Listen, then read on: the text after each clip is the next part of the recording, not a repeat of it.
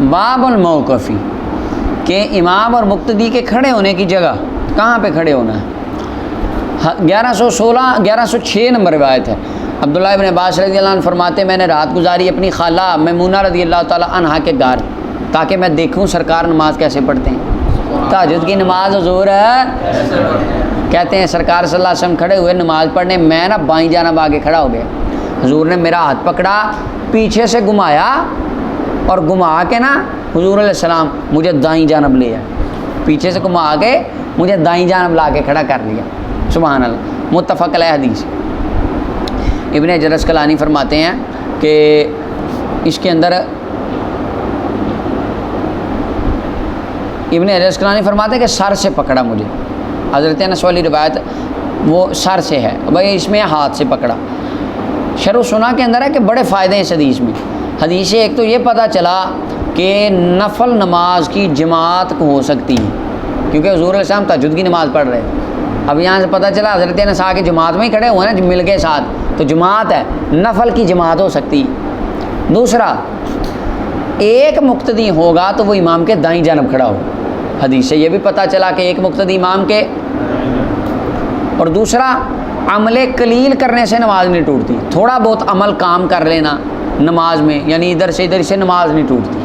مثلا کسی بندے کو نماز کے اندر کو آ گیا، کھانسی آ گئی یا چھینک آ گئی تو ہاتھ رکھ لے، ٹھیک ہے۔ اسی طرح کوئی مثلا بہت زیادہ کوئی زخم تھا، خارش ہو گئی ہے، جو اس طرح کا ہلکا پھلکا عمل کرنے سے نماز نہیں ٹوٹتی۔ دوسرا، مقتدی امام کے آگے نہیں ہو سکتا، کیونکہ رسول اللہ صلی اللہ علیہ وسلم نے آگے سے گھمایا نہیں، پیچھے سے گھمایا، کیونکہ مقتدی امام سے آگے جا سکتا، ایک یہ بھی پتہ چلا حدیث پاک سے۔ اور ہاں، اور ایک اور بات کہ بندہ اس کے پیچھے نماز پڑھ سکتا ہے جس نے اس کی نیت نہیں کی۔ اب رسول اللہ صلی اللہ علیہ وسلم نے نماز اکیلے شروع فرمائی تھی، حضرت انس کی نیت، حضرت انس آ کے ویسے ملے تھے، امام صاحب نماز پڑھا رہے ہیں جمعے کی، نیت ہے کہ میرے پیچھے جتنے پڑھ رہے ہیں اللہ ان کی قبول فرمائے۔ امام صاحب ایک رکعت پڑھا لی، 10 بندے آ کے ملے، ان کی نماز ہوگی کہ نہیں ہوگی؟ کیونکہ دیکھیں یہاں پہ بھی ایسے ہی ہے، اگرچہ امام نے ان کی پہلے نیت نہیں کی لیکن نماز ان کی ہو جائے گی۔ جس دلیل یہ حدیث ہے کہ حضرت انس رضی اللہ عنہ کی نیت رسول اللہ صلی اللہ علیہ وسلم نے نہیں فرمائی تھی، بلکہ وہ بعد میں آ کے ملے تھے، نماز ان کی ہو گئی۔ ہدایہ میں ہے، یہاں پہ حافظ ابن حجر اسقلانی اختلاف کر رہے ہیں، امام ملا علی قاری کہتے ہیں ہدایہ میں ہے وَإِن صَلَّىٰ خَلْفَهُ وَهُوَ يُسَارَىٰ، مقتدی پیچھے کھڑا ہو جائے یا بائیں جانب ہو جائے یہ بھی جائز ہے، کہتے ہیں وَهُوَ مُسِیءٌ، یہ غلط ہے، صاحب ہدایہ کا یہ قول صحیح، دائیں جانب کھڑا ہوگا اگر اکیلا ہو۔ اچھا جی،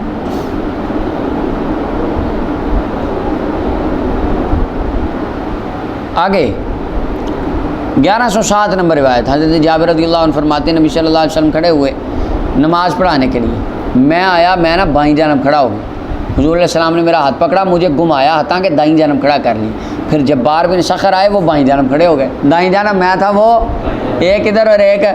سرکار صلی اللہ علیہ وسلم نے ہمارے ہاتھوں کو کٹھا پکڑا اور ہمیں آپ نے فدفعنا ہٹا دیا پیچھے، حتیٰ کہ ہم آپ کے پیچھے کھڑے ہو گئے۔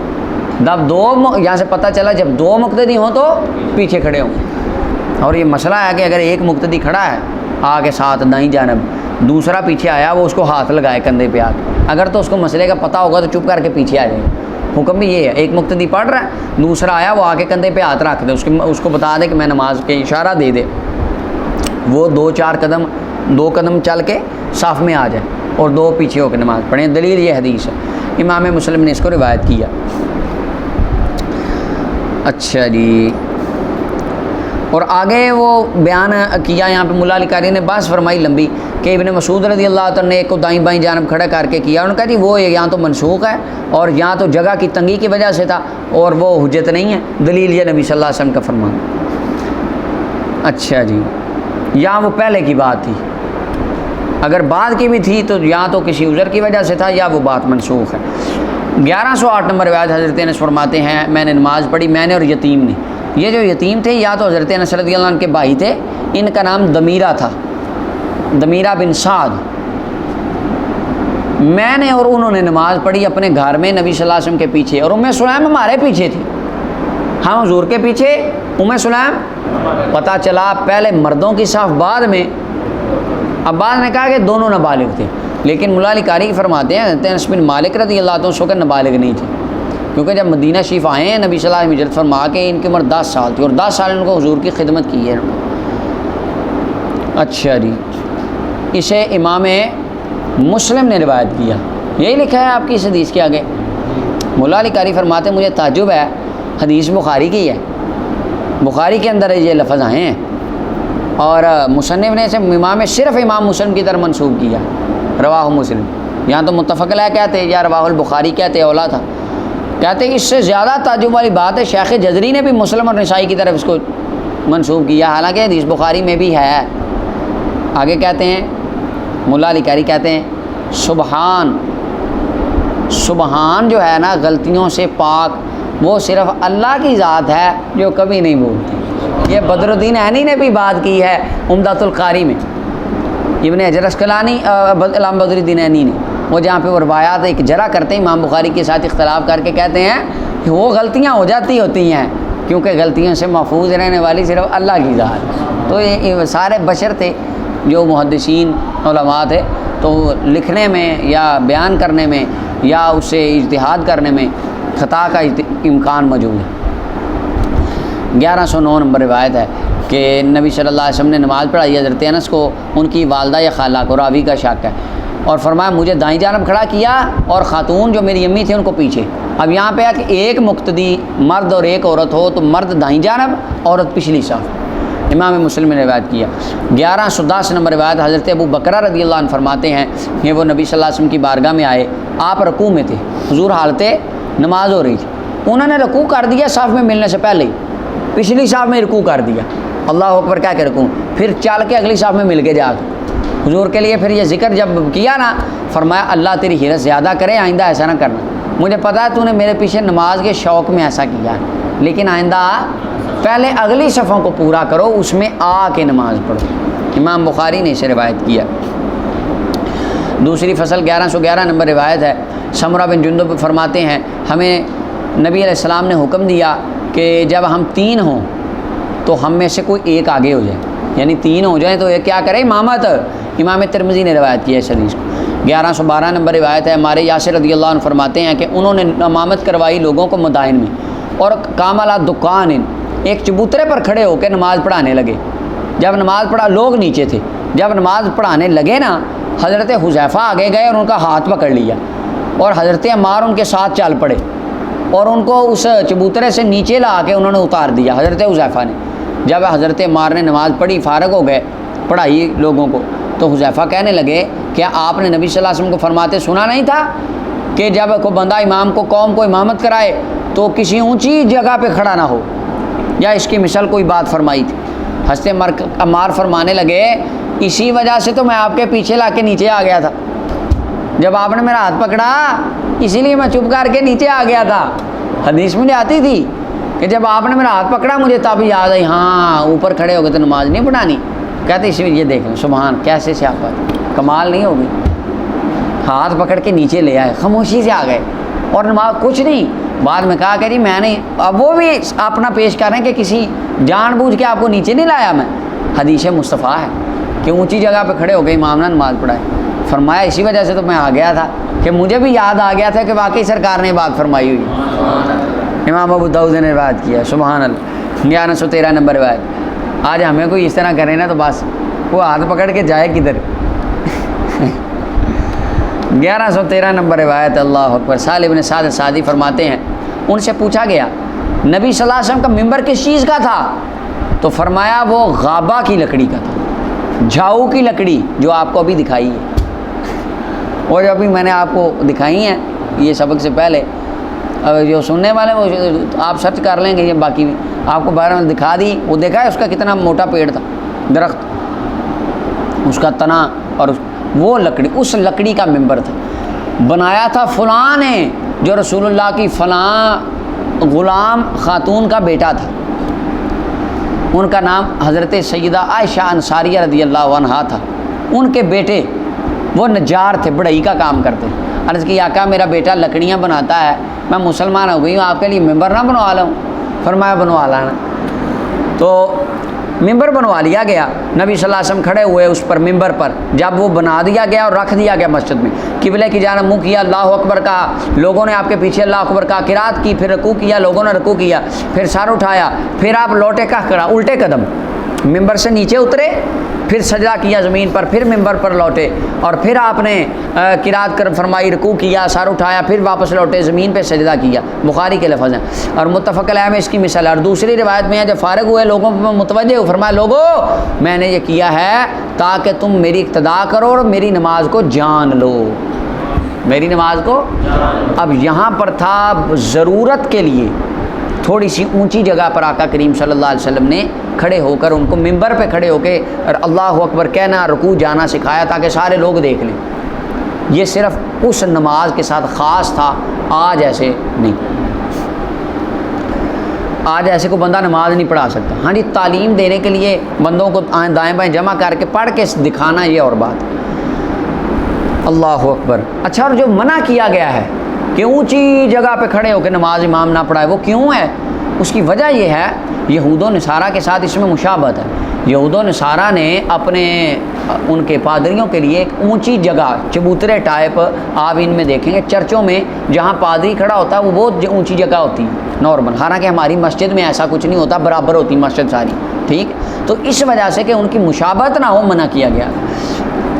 اچھا جی، 1114 نمبر روایت معاشر رضی اللہ عنہ فرماتی ہیں نبی صلی اللہ علیہ وسلم نے اپنے حجرہ میں نماز پڑھائی، لوگ آپ کی اقتداء کر رہے تھے حجرہ کے پیچھے۔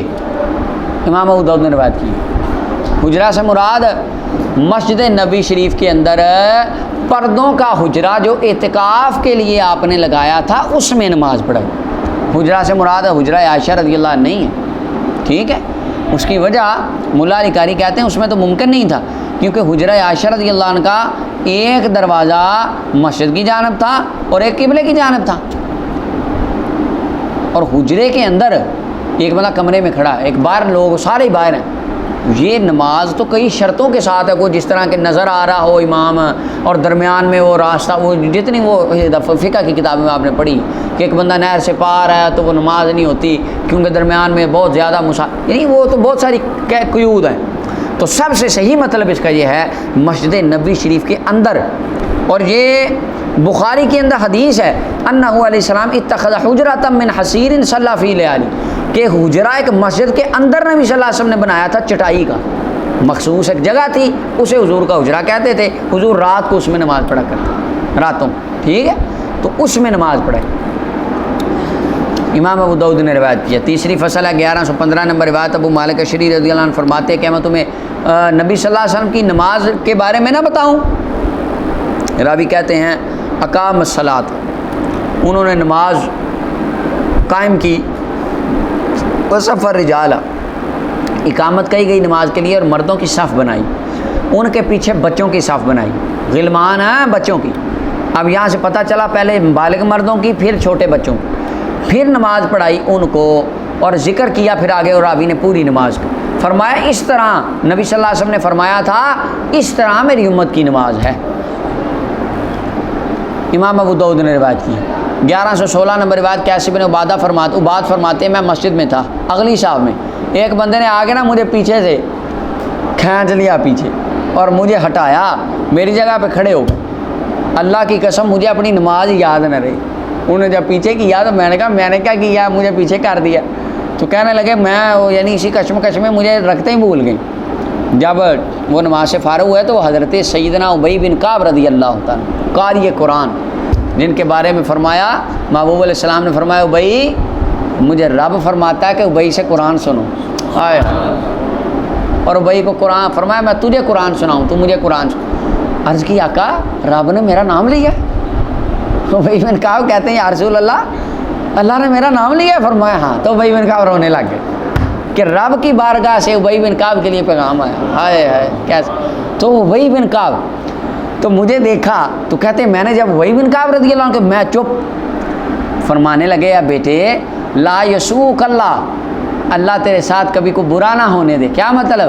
پترا سدا ہنستا واسطہ رہے، اللہ تعالیٰ تجھے سدا بہاریں عطا فرمائے۔ بے شک یہ نبی صلی اللہ علیہ وسلم کی وصیت ہے ہمیں ان نلی ہی کہ جوان بالغ مرد اگلی صفوں میں کھڑے ہیں۔ یہ ہمیں آقا کریم علیہ السلام تو بیٹا میں نے تجھے کسی اور وجہ سے پیچھے نہیں کیا، آپ ابھی نابالغ تھے تو اگلی صف میں بالغ مردوں کے لیے آپ کی صفیں نبی صلی اللہ علیہ وسلم پیچھے بنانے کا حکم دیا، میں نے بیٹے اس لیے آپ کو پیچھے کیا۔ تو کہتے ہیں مجھے پھر بہترین تسلی۔ پھر آپ نے قبلہ کی طرف منہ کیا اور فرمایا اہل عقد ہلاک ہو گئے، اللہ کی قسم اہل عقد ہلاک ہو گئے، 3 بار فرمایا، اور ان کے اوپر کوئی غم خار نہیں، لیکن ان کے اوپر بہت زیادہ افسوس ہے جو من عدلو، جنہوں نے ان کو گمراہ کر دیا۔ میں نے کہا ابو یعقوب آپ کی اہل عقد سے مراد کیا؟ فرمایا عمراء۔ عمراء کے اوپر اتنا افسوس نہیں، وہ تو ان کو تو نشہ دولت نے غافل کر دیا ذکر الہی سے، اور فرمایا زیادہ افسوس ان پر ہے جو ان عمراء کو دیکھ کے ان کے پیچھے لا کے گمراہ ہو۔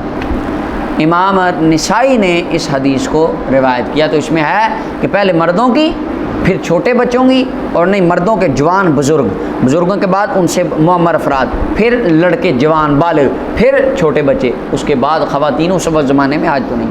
صلی اللہ علیہ وسلم۔